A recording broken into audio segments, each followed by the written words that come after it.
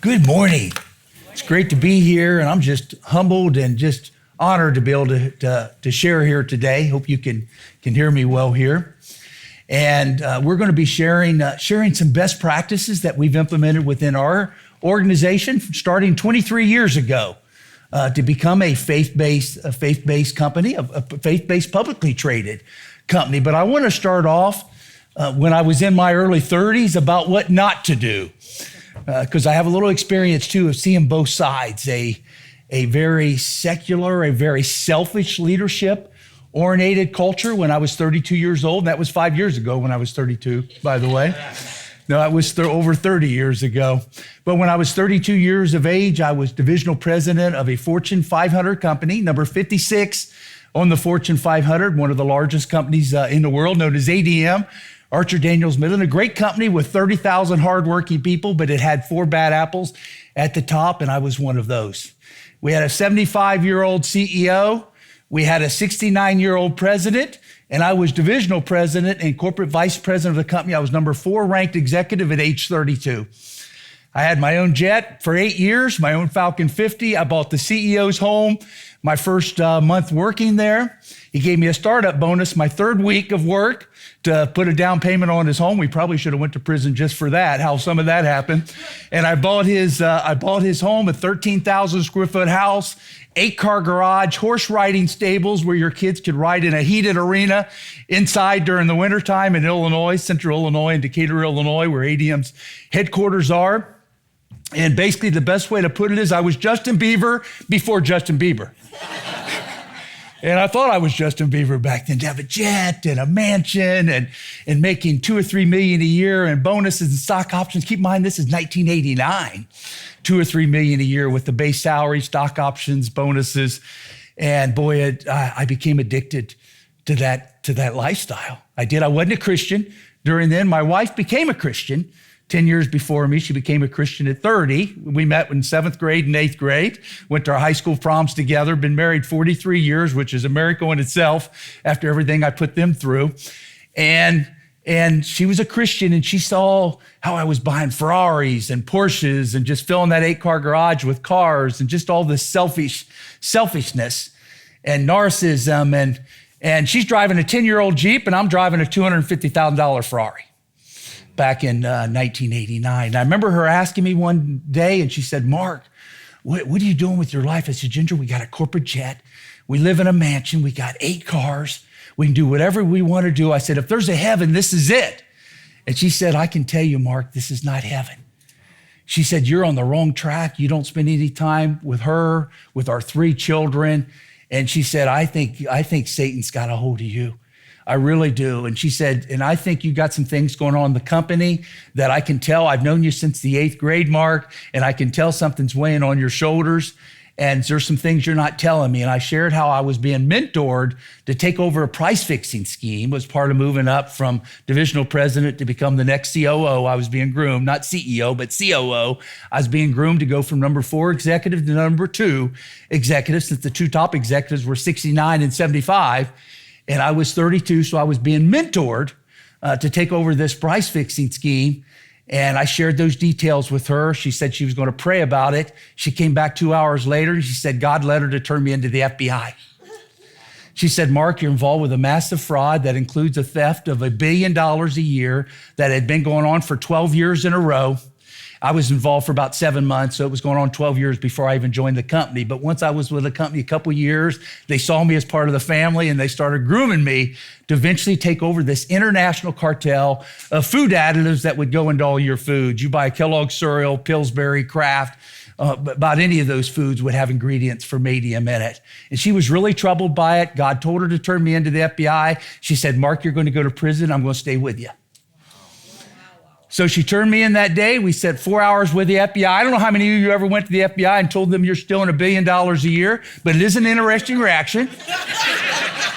It reached Janet Reno, the Attorney General. It reached the William Sessions, the Director of the FBI. It became the largest price-fixing case in U.S. history, a $1 billion theft for 12 years in a row, started by my wife, a stay-at-home mom raising 3 young children.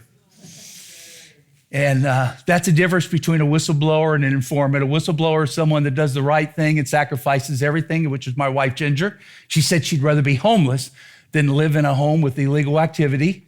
And then I became an informant because I had a choice to either be arrested or wear a wire.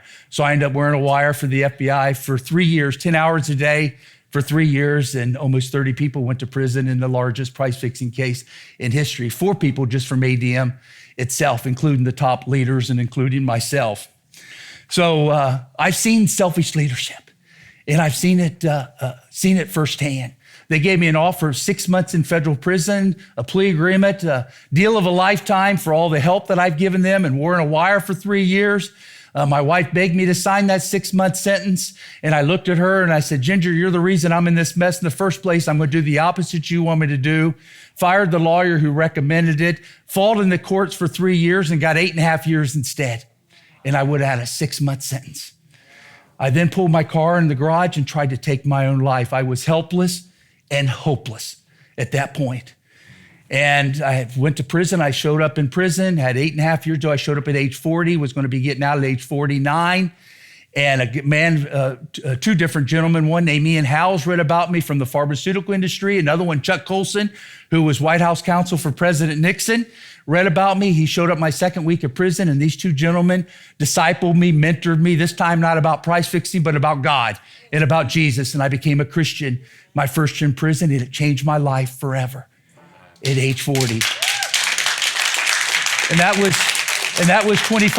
was 25 years ago when that happened. And so I've really got interested in, I've helped guys in prison, $20 a month, by the way, for 8 years. After earning $3 million a year for 8 years, I was $20 a month for 8 years.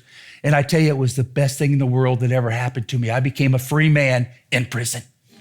I help guys get their GEDs, and Spanish-speaking people learn how to read and learn how to write. And I discipled them and took people through Bible study and introduced them to God and introduced them to Jesus. And I look back, they were the 8 years, most productive years of my life in federal prison. So I got out and I wanted to continue. Got out almost 2 decades ago and wanted to continue that type of servant leadership, how rewarding that was. So I've joined companies with Christian CEOs and have been serving the marketplace since that point for the last couple decades, and worked for the last several years for Coca-Cola Consolidated, which I want to share a little bit about. So that's my story. We look back now, and my wife says, thank God I didn't accept that 6-month plea agreement, even though she said murder was on the table then, even though divorce wasn't.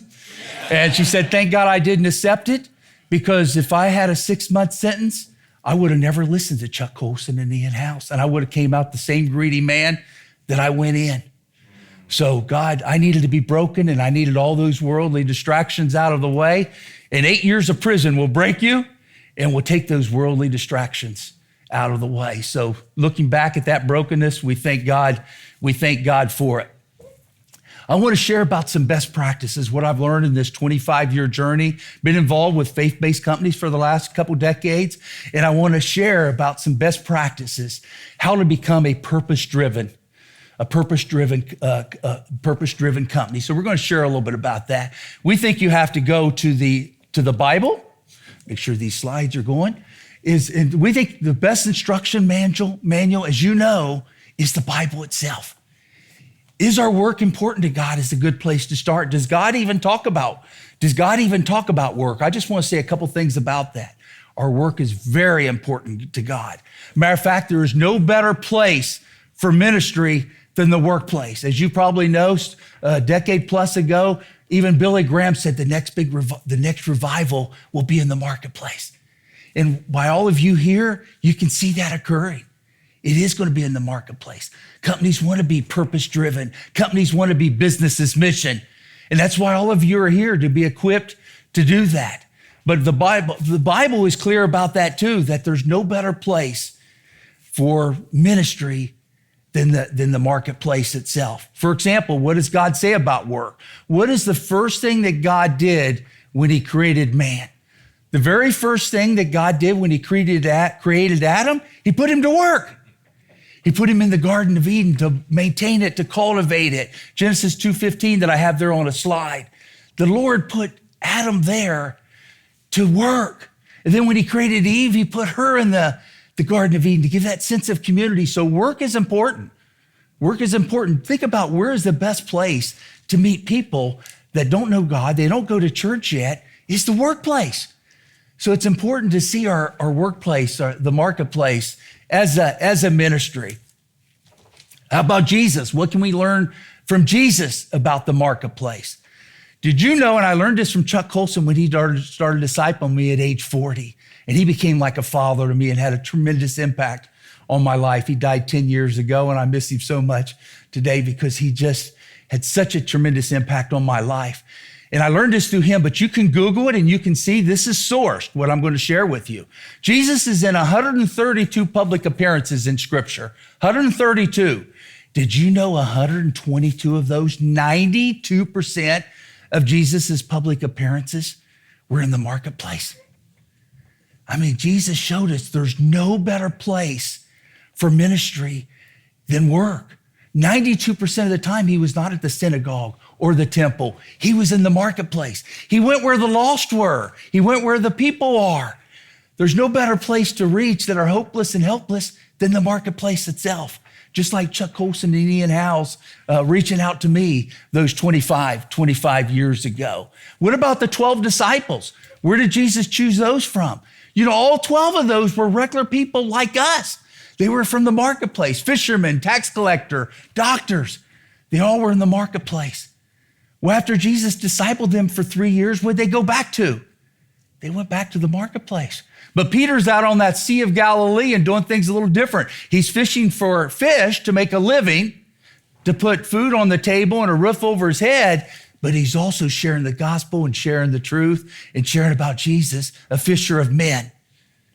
And so he did things differently. So even though it was in the marketplace, it also showed the salt and light and told the truth about Jesus. And a lot of times that's through our actions than words. We don't have to run across the hall and share the book of John and maybe have someone close their door and chase them away. They see that we're different, and people start asking, why are you different? Especially when they're going through adversity themselves. And then you have a chance to share your story and share the gospel and share about Jesus. Those opportunities always come about. I'm 65 years old. For 25 years, I've been a Christian, and I've seen it every week where those opportunities come about. God puts people on our path to share the gospel. What's the purpose of our life? I believe the purpose of our life is to be an ambassador for Christ. 2 Corinthians 5:20 in Scripture makes it very clear. If you're a believer, you're an ambassador for Christ. The only question is, how effective are we? Are we going to get in the game and be engaged, which is what we're here for today? Or are we going to sit in the sidelines and watch what's occurring? We want to be in the game. We want to be in the field, and we want to be engaged in God's work. And that's what it is, to be an effective ambassador for Christ. So the purpose of our life is to be God's ambassador, be a servant leader for Jesus. And that includes our work. Think about Colossians 3:23. Whatever you do it with your whole heart like you're working for the Lord and not for man. It doesn't matter if you're in an Uber car, in a grocery store, or a post office, or at work, or at home. We've got to be the salt and light for Jesus. And that's what we're really being equipped here today, is to look at our workplaces as a place to be the salt and light for Jesus. I'm going to share a few things we've done. So for the last 23 years at Coca-Cola Consolidated, the largest bottler in America. We're a different company than Coca-Cola Atlanta. We're headquartered in Charlotte, and we are a faith-based company, publicly traded on the NASDAQ. And our official purpose statement is to honor God in all we do, to serve others, pursue excellence, and grow profitably. That's our official purpose statement for over 2 decades, is to honor God in all we do. A ministry that happens to be in the beverage business. No better place to reach people. We have 17,000 employees. We love hiring ones that don't know God. They don't go to church yet. They don't know God yet. What an opportunity them get to see God in our company. So we look at it as such an opportunity for ministry to hire people who don't know God and to tell the truth. And the truth about Jesus, and to share the gospel. These are our 10 values. When we do our 3-day onboarding of all our new employees, some of them get kind of nervous when they see a purpose statement. We got all we do, and they're not Christians. They don't have to be a Christian to work at our company. Like I said, we like to hire new non-Christians because we're going to tell them about God. We're going to tell them about Jesus. But one thing we make clear at these 10 values during our 3-day onboarding, those are non-negotiable. Those are the values you see there: accountability, humility, morality, consistency. These are the 10 values to be a servant leader for Jesus, to be an ambassador for Jesus. These are all scripture-based, these 10 values. And we tell them these values are non-negotiable. Don't have to believe in God to work here or to start working here, but you do have to live by these 10 values. We want our 17,000 employees to be servant leaders for Jesus.